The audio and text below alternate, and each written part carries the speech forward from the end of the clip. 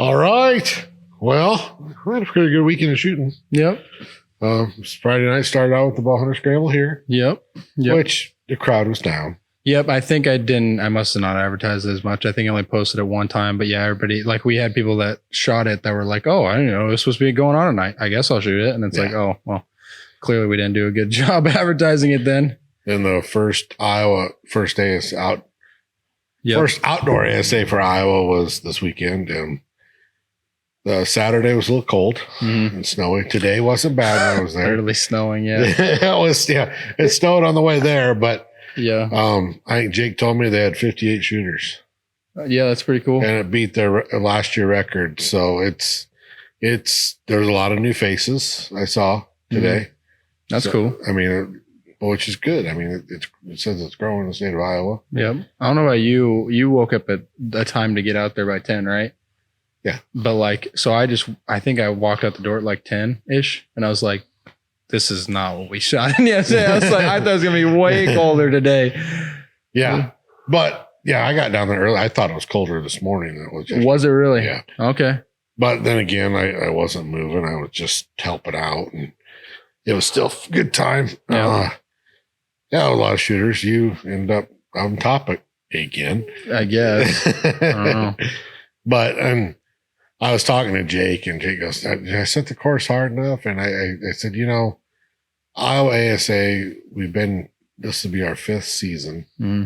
I think right now we're just all getting better. Yep. Yeah. Well, I mean, obviously for sure. I guess if you went back and look at scores from when we first started, the scores aren't what they are now. But even that, I would guess that in the national circuit too.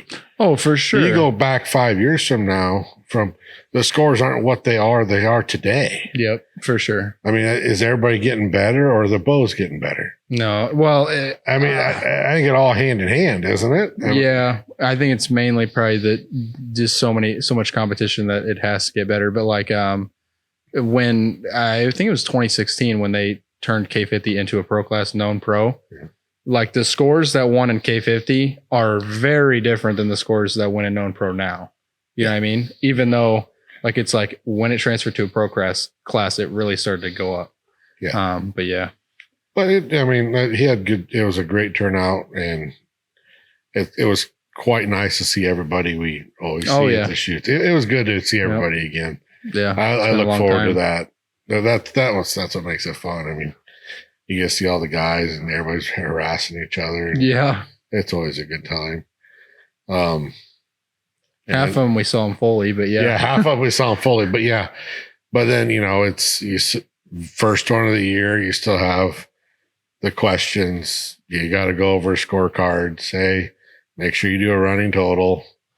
And, it's just getting back into the rhythm of doing everything again. But it's first one of the year. Yep. I'll wander on the bridge. Next one will be better. Mm-hmm. Well, otherwise everything went by without a hiccup for the shoot wise. I mean, it did. It ran smooth.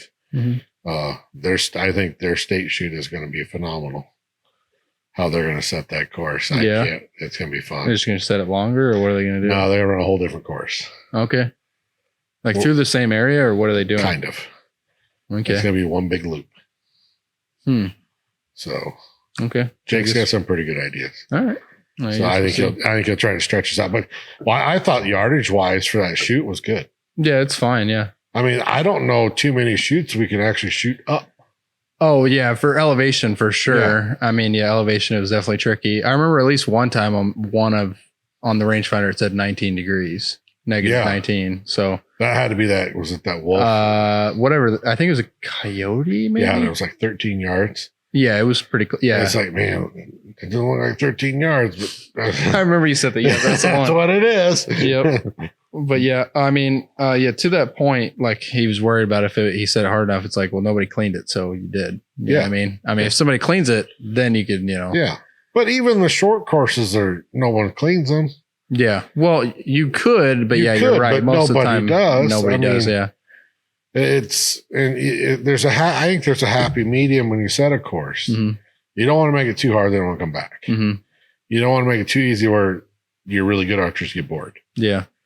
So, but in I think all of our clubs set good courses. Mm-hmm. Like we Yeah. talked about before, every course has their thing. Yeah. You know, Mahaska is known for lunch. Yeah. Everyone's, what one is that? The one that serves you lunch. Oh yeah. You know, I mean, the Flint River is noticeably short. You know, Davenport, it's more like a field course because they shoot field there. Mm-hmm. You know, and they all have their deal, and which is good about shooting different courses. And I don't, whoops, my bad. Sorry, guys.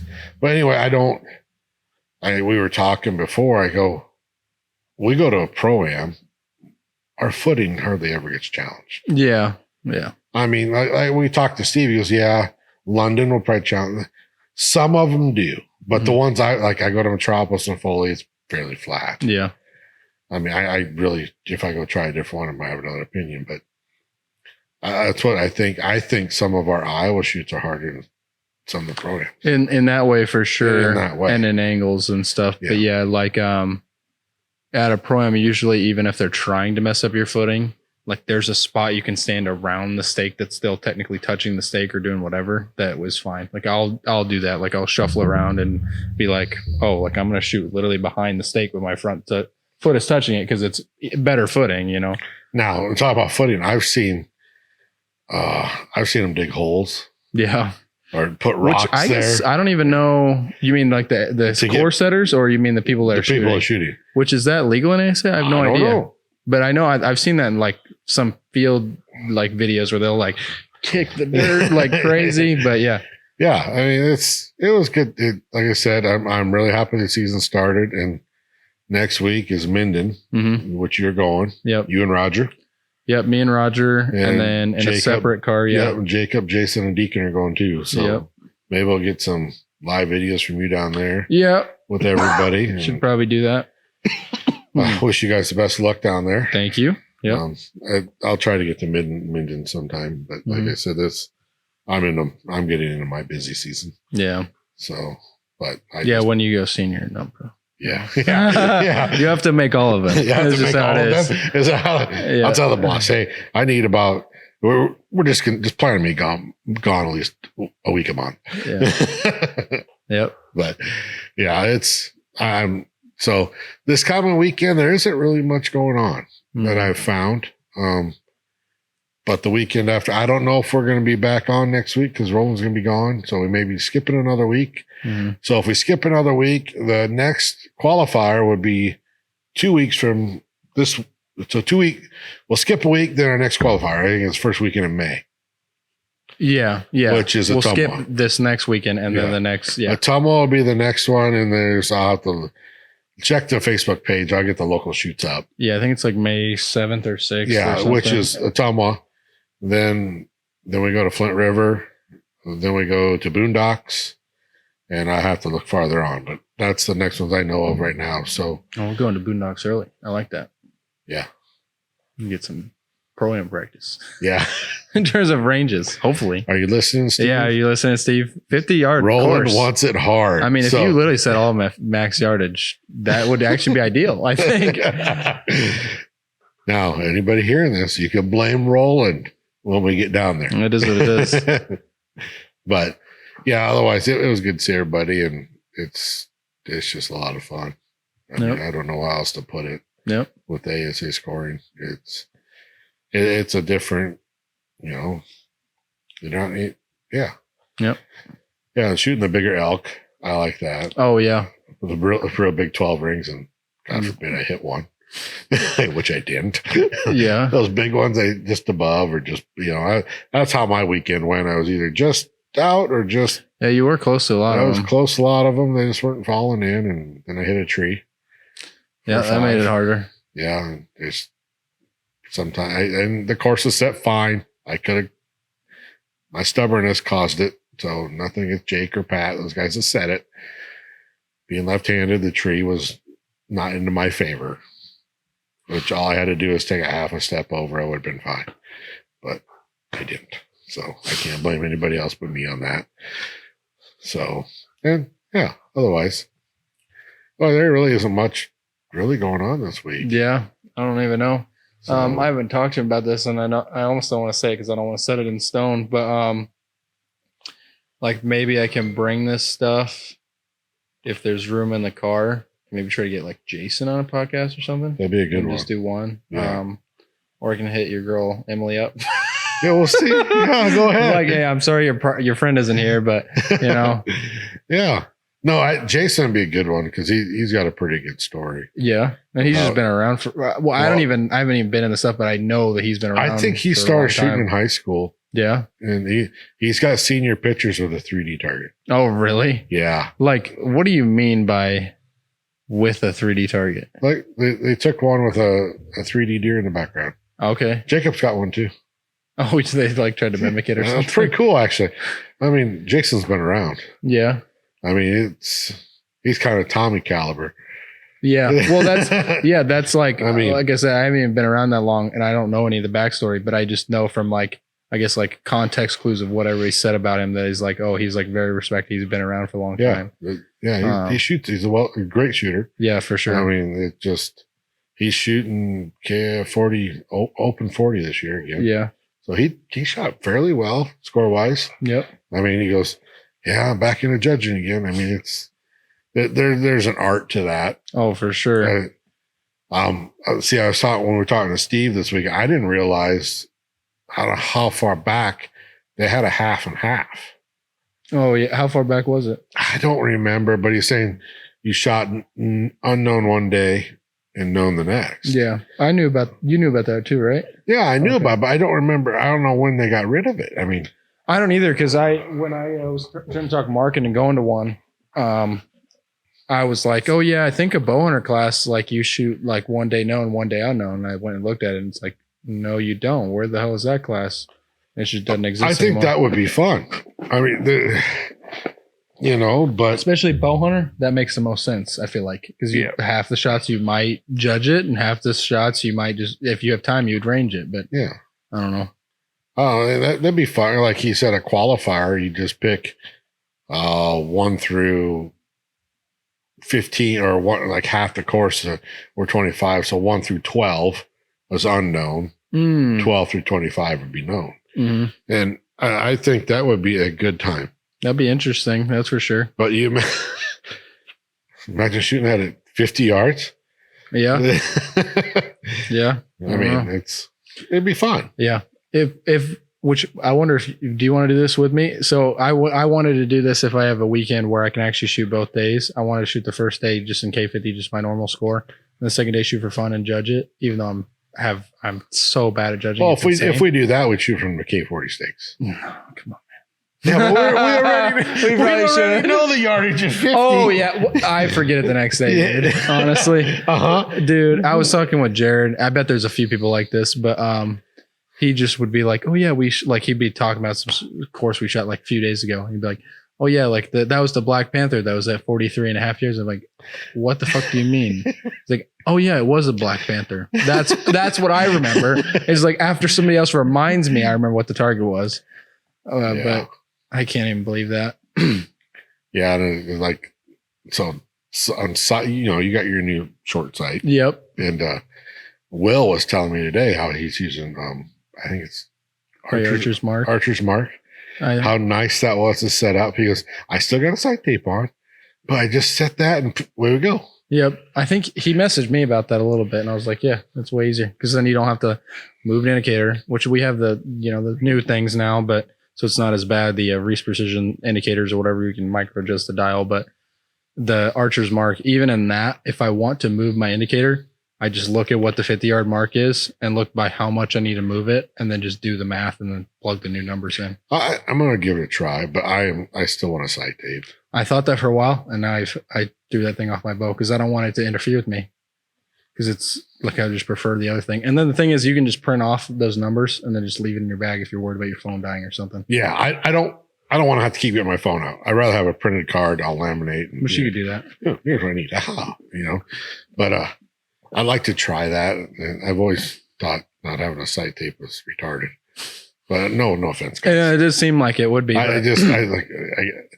like to double check. Yeah. Even when I set it, I'll look, okay, because I've done it. That's my problem is I'll like, I don't know. You like look at it 3 more times. Yeah. But, you know, it's fun. Yeah. Everybody's setup is different. Mhm. Yeah. Like I said, I think some of the guys struggled to do. I think some of them that struggled today weren't ready for the angles. Yeah. I mean, I wouldn't.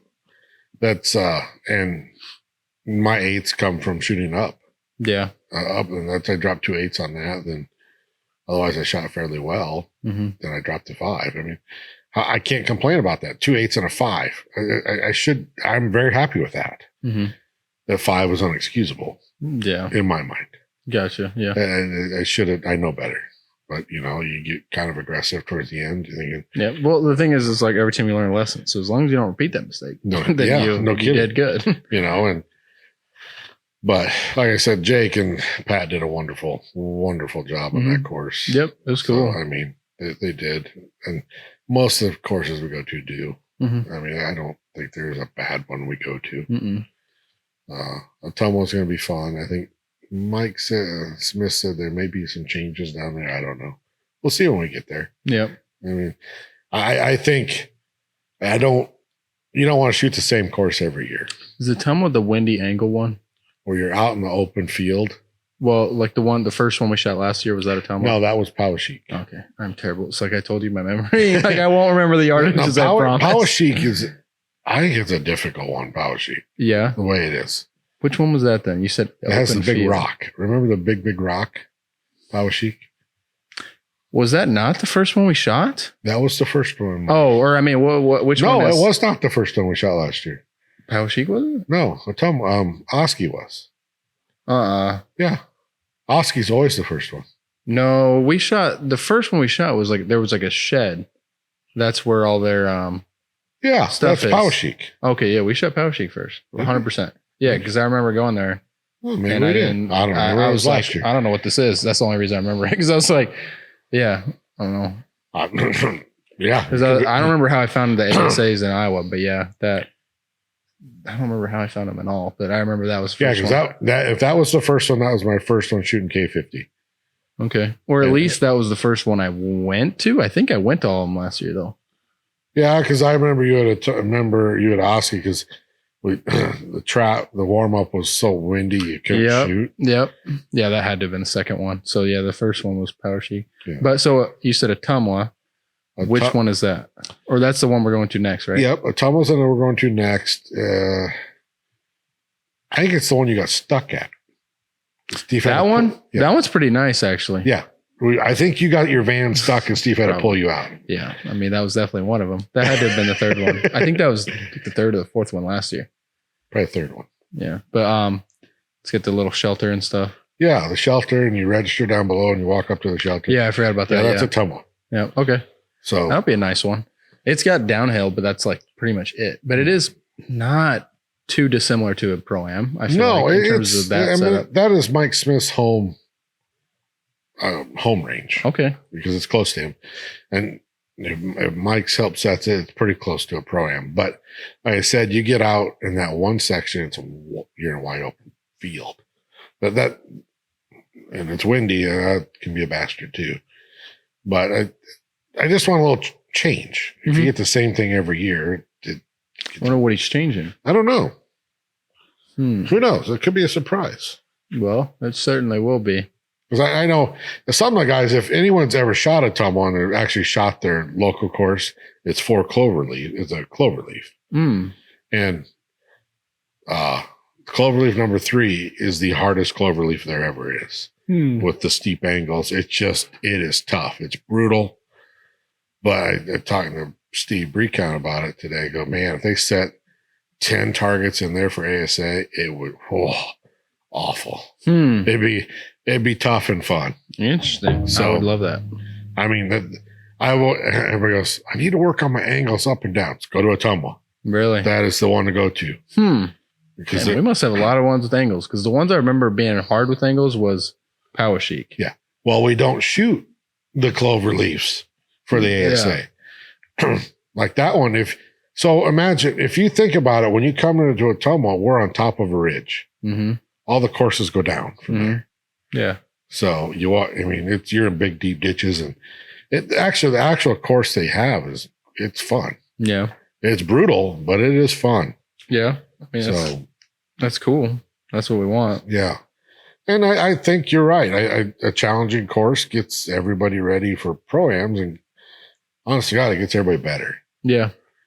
I mean, no doubt about it really that. does. I mean, I think everybody was surprised that Black Buck had the old ASA rings, Yeah. which is old. Everybody's, I didn't know they were that small. I go, Yeah. nobody did till they shot it, but Yeah. everybody had to shoot it. Yeah, I've seen that before. Do you know how long they did that for? I don't know.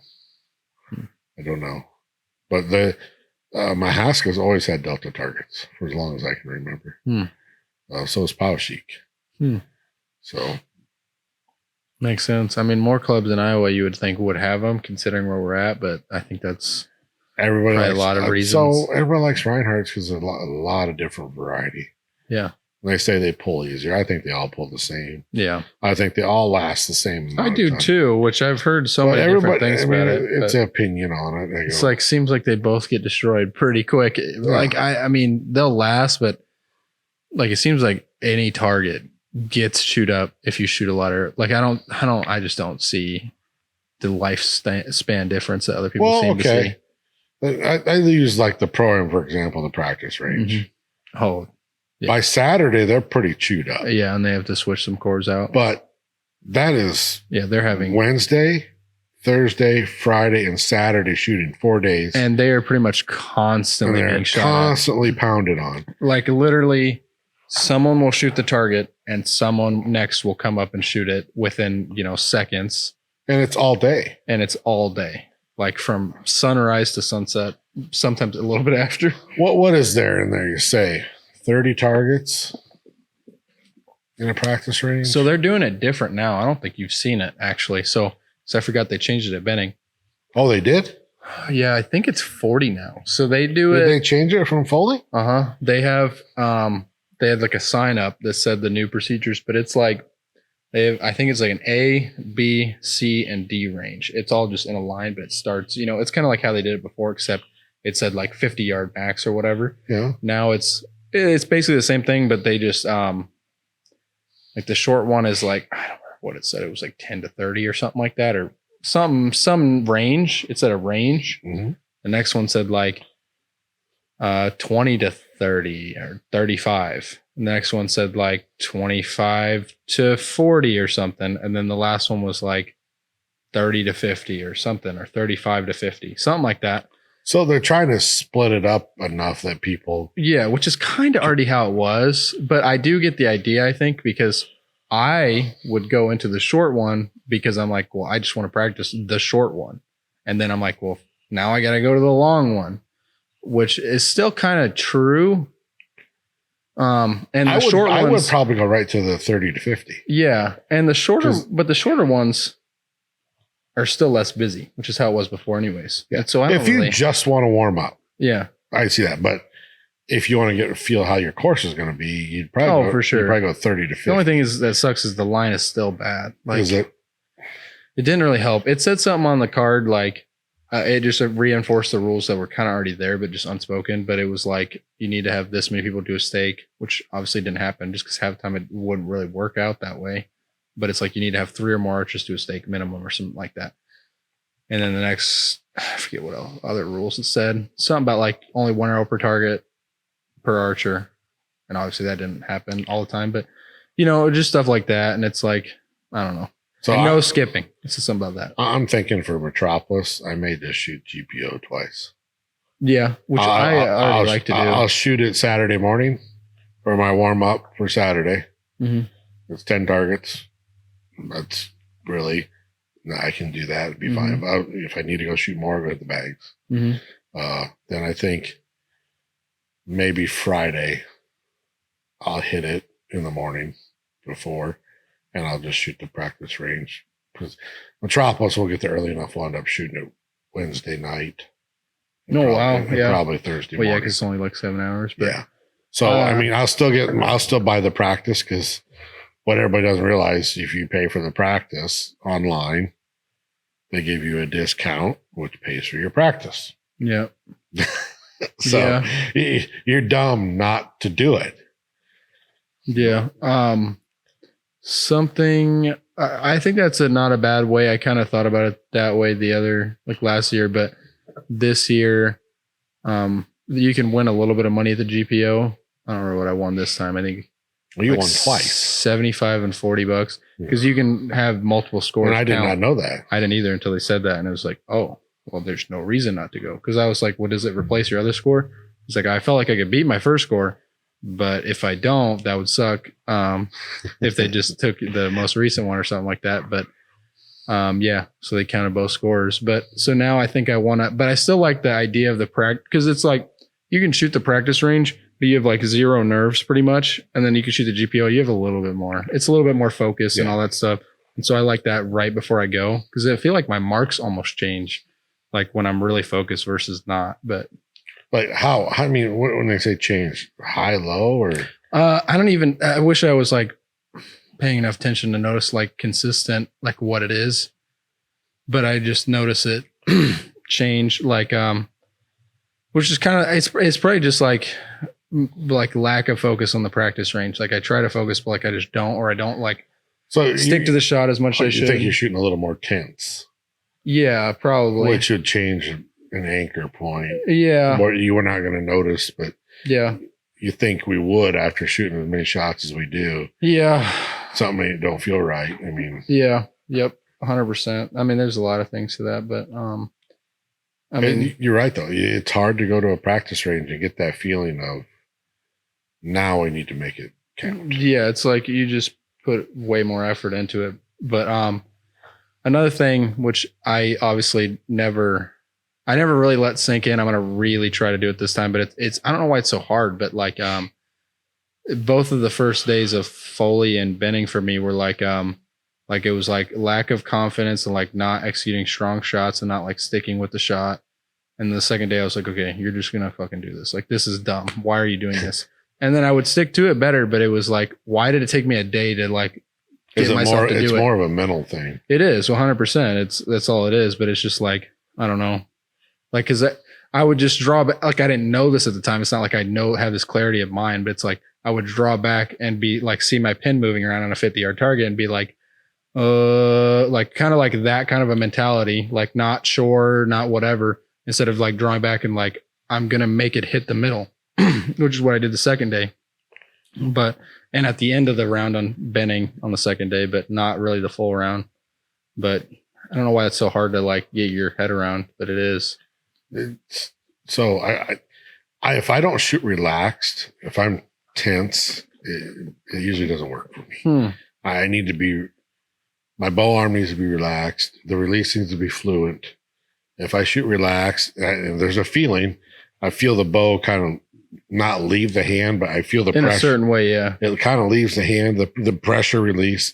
And if I feel that every time, it's a good day. Yeah. Things are breaking where they're hitting where they are. Even if they're not hitting where they are, it's behind the pin. Yeah. I agree 100%. But for me, it's like a combination of relaxed and tense. Like, but I agree with you 100%. And it's, but the thing is, like, it's almost like that is a mental state that you have to put yourself into. Oh, 100%. But the thing is that it's very hard to put yourself into it. You have to like, you find it sometimes on accident, but the struggle is like trying to figure out how to keep that and then make it happen when you want it to happen. Yeah. I mean, don't know the answer. I mean, during practice, I'll get that. So, right. If I don't get it all the time, I still want that bow to hit. If I don't get it, still get the bow to hit. Yeah. I mean, I want to try to make it my setup as forgiving as I can if I'm tense. Yeah, for sure. But I want them to hit the same if I'm tense as I would be if I was relaxed. Yep. I'm trying to do that too. I mean, I think I'm there.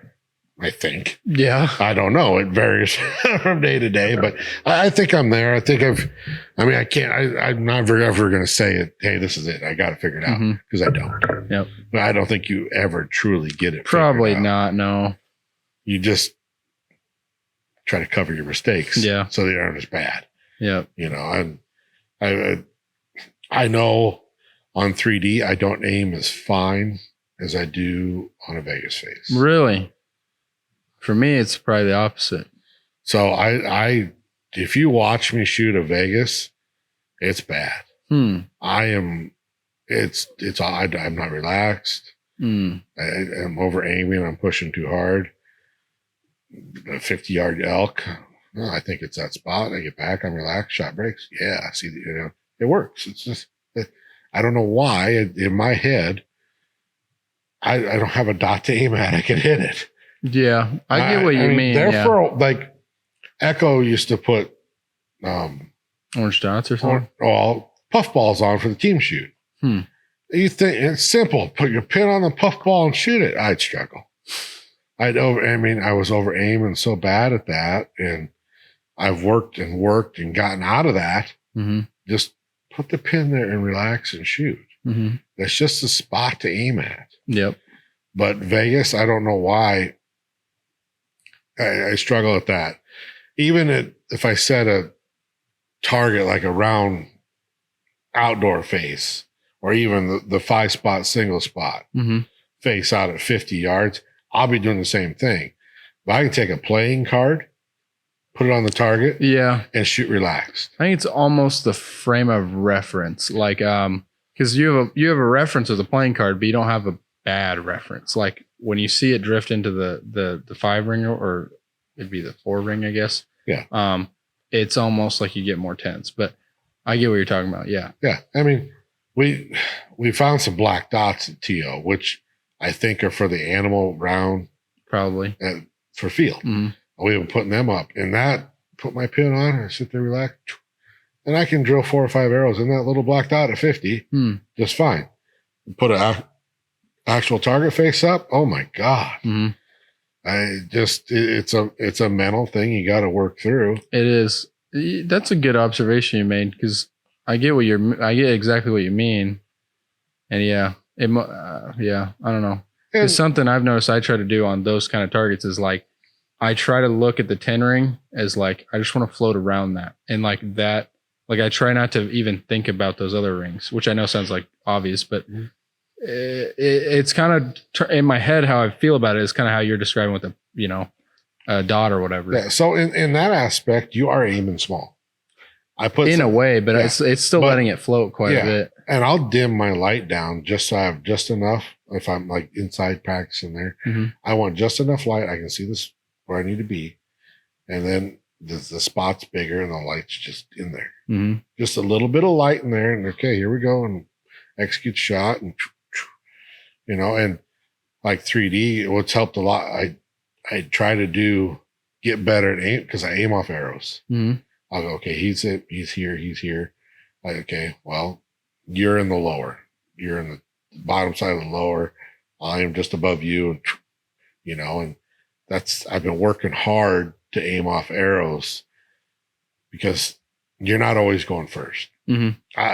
I find myself, when I go first, I will shoot safe every time. On sometimes not. Yeah. If I have a really good reference, I'll aim at it. But sometimes it's a 48-yard cougar or something, and I'm going first. I know where the 10 is. I'll just aim, I think, and just aim a little high. I want to get the 10. Yep. And that's why sometimes I don't shoot many 12s.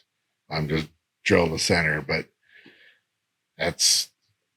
my goal has always been to shoot even. And the 12s I aimed at. I mean, they weren't lucky. I mean, I was in there. Like you said, a lot of mine are just out. I'm there. It's just, and sometimes I aim off arrows that tend to hit high. And maybe I could cheat and take a yard off. But I don't want to get in that habit. I want to, if you're in the lower, I hit high. It ain't no big deal. It's a 10. Yep. I mean, it's different if you're in the upper and I'm going after you. Then I'll try to aim below you. Because if I go high, it'll be okay. But if I aim above you, I'm going to go high and get an 8. Yep. But there's different ways to practice that. I mean, like you were shooting tonight trying to get leveled up, or what is your mode when you're practicing to get going? What are you aiming at? What do you mean exactly? Do you put a dot up? Oh, I do a lot of different things. So I put a Vegas Faith at F50, and that's mainly like right now I'm just testing how the bow aims if I change things. But I have like a printable, because I don't necessarily like the actual ASA indoor scoring targets or whatever. Because the color. Yeah, I think so. But I will print off on a white piece of paper. It'll be a brown circle that's 5 inches and then a 1.5 inch upper, lower, and center. And I can't necessarily see the upper and lower and center, but I can see the brown circle, and they're at the same positions they would be. And so I see the brown circle, I go into the corner and I shoot at it, because that's actually similar to pretty much what I would see on the target. Like I can see a 10 ring through my scope, but so like that's what I'll shoot at. Just I've got one of the vitals, or it's like Paige calls it Freddy. Oh, I get what you mean. What does she call it? Freddie? I don't know that. She brings Freddy with her. Yeah, I heard about that part. I've got him set up in my basement, so if I work late, I go down, throw 10 or so arrows at it, and I flip it around every day, because otherwise you just get complacent. You know where it's at. Yeah. So I flip it around. When you flip it around, it moves the 12, the upper to the other side. And there's a muscle line. I think it mimics one of the deer.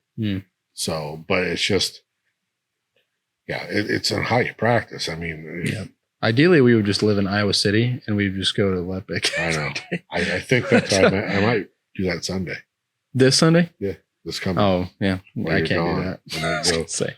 Well, yeah, you're going to be shooting. I mean, I wonder if tomorrow the weather's nice. It'd be a long drive. But we'll see. But like I said, it's just, there's certain things I got to practice on with that. And I think it'll all come around, which I'm not shooting bad, but I think I could shoot better. 100%. I think everybody has that. I mean, yeah, 100%. I mean, if they didn't, even whoever, it's like they're not going to stay there for long, because everybody else is going to get better than them. Yeah. And there's a lot of guys that have different practice regimens. Some guys will just shoot Vegas at 20 yards and pound it. Yeah. I've heard that Robert Householder does that. Yeah. He doesn't shoot ASA targets. Yeah. Well, I think it's a restriction probably, but yeah. I mean, it's still a form issue. I mean, you're working on your form. Yeah. And shooting at the targets, you get to know the targets. I kind of know the targets. Yeah. Now I don't know where all the 14s are. Yeah, that's true. I mean, I'm not gonna lie. I don't know where that 14 is. Yeah. For me, it's like, I feel like the thing about shooting at all the targets, like last year when we were just going boom, boom, like, which is the same as what it's going to be this year, but like an ASA qualifier every year, I feel like I got so good so quick, just because it's like, you might know where all the 12s are most of the time, and you can look through your binos, obviously, but like you almost like, you start to like fine tune where it is. Like you find the middle of where that 12 ring is supposed to be. Yeah. And I felt like that at Coleman last year, where like there was a target that for a while, like, I forget what it's called. I think it's the Blesbuck. It's one of the black ones that has like a weird shaped vital and stuff. The Blesbuck, because they got rid of it. Oh, okay. We're not shooting it this year. I think you're right, because I haven't They seen got it. rid of the Blesbuck and Beetlejuice. Okay. It might have been Beetlejuice, but it's one of the weird shaped vitals, and it's like the 12 ring and the 10 ring and everything is just in an odd spot. He's forward. And it was dark. The Blesbuck is forward. Yeah. I believe. I think that's the one. And it would, and the 12 rings are kind of turned a little bit odd too, but some of them they're not angled, they're more vertical. Like the turkey and stuff. Some of the hogs are that way too. Yep. Which you just always want to check that every time. But yeah, that one was like a dark target, and it was like, I looked at my binos, I'm like, yep, that's what I thought. And I was like, put my pin there, donutted it. And it was like, it was the first time it actually happened on that target. Like, just because I like learned from my mistakes, like where I think my pin should be and where I'm pretty sure it's actually supposed to be, and then it worked. So do you have a target that you always struggle on? I don't know if I do anymore. I probably do. Like if I was to shoot enough, I would probably figure that out. I don't think I do anymore. No. I struggle probably on the cat the most. Yeah, the lynx, the black. Oh, the Black Panther. The Black Panther. Yeah, I mean that one's tough. Obviously, I'm usually just center 10 on him. Yeah, because I can. But a lot of times I call upper on him because I say hi. Yeah. That one's a very odd ring placement, so it's even worse than. So on the one side, the tail points at the 12, the tip of the tail, and the other side, there's nothing to go. The tail's not. Yeah, but this year I noticed like the antelope and the black buck. I call upper on both of them all the time because my pin washes out in the white, and I think there's a lot more white on that 10 ring than there is brown or black. There is. There's So- a ton of it. Really, I think I can't 100% sure on this, but the white, I believe, is just above the middle of the IBO, maybe a little higher. Yeah. So, and you know where the 12 ring is in line with the IBO. hmm Well, if you just aim a little bit above the white, you should hit it. Yeah. And that's, and I'd say at Foley, I 12 both of them. Yep. That's how I shot it. But in practice, when the 2 times I shot it in practice down there, I was like, dude, we're going to call upper on both these things. I couldn't, every time I shot in the white, I was either way low or way out. There was just too much white. hmm They give you, I couldn't see the muscle line, but if anybody listening, you shoot them enough, there's little, Yeah. everybody has a little thing they Mhm. figure out on the target. The javelina, there's usually a black spot that points to the lower 12. hmm Or a white spot, you mean? I'm not the javelina. I'm sorry, not the javelina, but the hyena. Oh, yeah. There'll be a black dot There's a under black it. dot And then there. there's usually, I think, 2 above them Yeah, or something. and the javelina's got 2 white lines, usually somewhere. Yeah. If you can, and you can get them mixed Javelina up. is one of those weird ones where it's almost vertical too with the 12. Right. I don't know why. So I think sometimes it's easier to shoot the javelina without any of the white in there. Yeah. Because I'll get mixed up if I'm aiming at the white. I'll get mixed up on what one I'm on, Really? which sucks. Yeah. I'll look when I look through my binos because usually there'll be like 3 or 4 down there. Yeah. And because it obviously depends a little bit on target to target and stuff, but I'll look and be like, okay, I see that 1 white and then the 2 double white. And like, I need to be like there on that white. And then, that's because it's like, that's how I usually differentiate it. But I agree with the, I forget what the other targets that just introduced this year, what they're called. Antelope and the black buck. So yeah, those I had the same thing, except by the time I had shot them, they were pretty shot up in the white, and it did make it harder. But which I think on one of them I went for the lower because of that, because there was some sort of smudge down there now. But yeah, Yeah, and that's a lot of it if I go first. hmm And if I'm second and there's arrows that point them out, then that changes. Then it throws the strategy out the window. Mhm. We change. We do a lot of stuff on the fly. Yep. Well, how are we gonna, and like I did that to you twice on I Saturday. did that to you a few times. I dropped. I covered the 12, and I'm going upper now. Yep. And Or you hit the 12, but Yeah. you were kicked out of like the knock was kicked out of it, and it was Yeah. well, right up under Adam's arrow. yep. And like it's angled in a way where even if I hit his, I should still get in. Yeah, I mean it's they're so. And I don't know if there's a shot of the week with Dan McCarthy who's talking about arrow spine. hmm I don't. A really stiff arrow, you really don't want to aim at it hmm because it will Or- do bad things. if the bushing is in the way. Yeah, It's like yeah. usually when I aimed at yours, I think all the times I aimed at yours, the bushing was not in the way because that would have been a bad idea. Like if it's just barely kicked out and I know where I'm probably going to hit at you, then I'm not worried about it. Yeah. But yeah. Those are things that I never would have thought about. Yeah. When he said that, I was like, huh, that makes sense. But I would never have thought I that. never would have thought, okay, because my first time at Foley, I was thinking about going to the X cutter, the triple X's. Mhm. I talked to Gillingham, and every time we talk to Gillingham, it's planning on a half hour longer because he talks and he's wealth of knowledge on arrows. Mhm. Some people don't like him for that, but I listen because I want to learn. Yep. And I go, what, aren't you worried about? Because he goes, just run 100 grain point. I go, aren't you worried about glance outs? Why are you shooting other arrows? Okay. What do you say to that? I mean, you can, if you can all avoid it, you don't want to shoot other arrows, but it is a good benefit if you can't glance out or if you have a reduced chance of glancing out. But I don't know. I'd like to know, there's so many things I'd like to do scientific testing on, but it'd be so hard to do. Like it'd be actually almost impossible to do. But like, if you could see how much is the difference if you have an 180 grain point and a 100 grain point, how much you get glanced out. Like you'd have to place the target the arrow in the target, like at the exact same angle both times you test it, have the arrow hit it in the back the exact same way. But yeah, I don't know. It's just, that's what makes this game so fun. Yeah.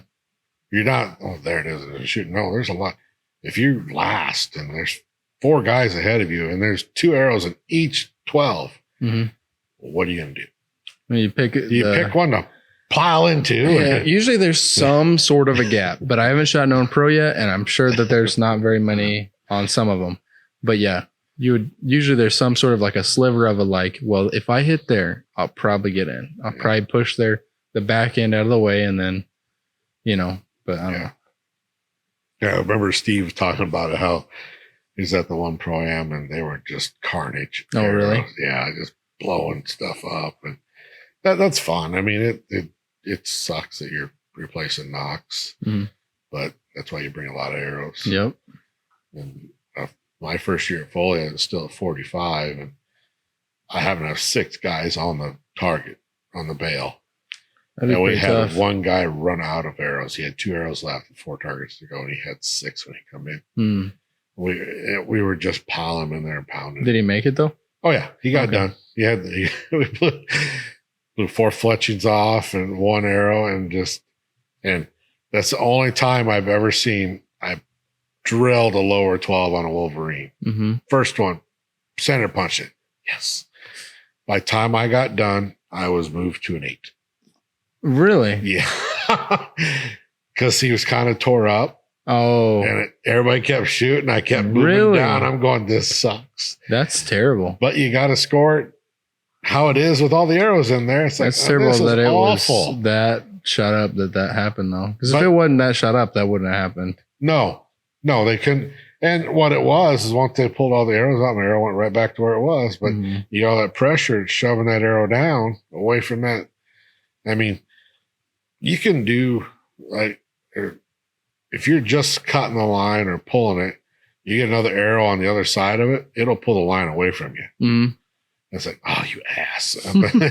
Don't do that. But you got to score it how it lies. Yep. You can't score it. Hey, that's a 12. Tough. We got to score it when they're all in there. Yep. And that's fun. Yep. So, but otherwise, I don't have much. This is all we got. But yep, I think that's probably it. Yeah. Otherwise, the ASA season is in full strength in Iowa now. There will be one every weekend. There isn't a Pro-Am until the end of July. Yep. So, we may have a gap where Power Chic is. Probably not very many, though. I don't know. There will be another shoot to go do. So, yep. All right. Well, that's all we got, guys. Probably see you in a couple of weeks. Yep. Well, or maybe next week. Well, unless Roland sits down with Jason, which would be good. Try to do something. Yeah. We'll see. Get them guys down there chatting and go from there. Try. All right. Well, see you later. Yep. Bye.